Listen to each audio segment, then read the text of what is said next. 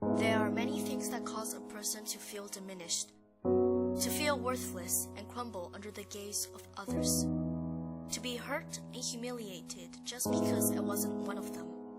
My name? You don't need to know my name. I'm nobody.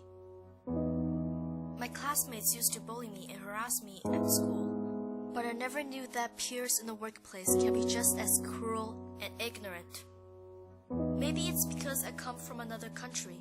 They think I wouldn't know what they're saying and that words won't hurt a foreigner. Or maybe it's just because I was an easy target.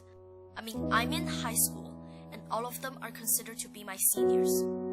I waited for someone to put an end to this, but of course no one came. I'm nobody, and why should they care?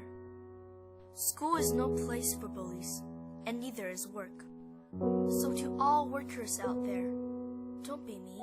Stand up for yourselves. Don't wait for a superhero. The only one who can save you is you. And to the someone I was waiting for, maybe I just didn't wait long enough, but her life is short. So lend a hand and stop bullying.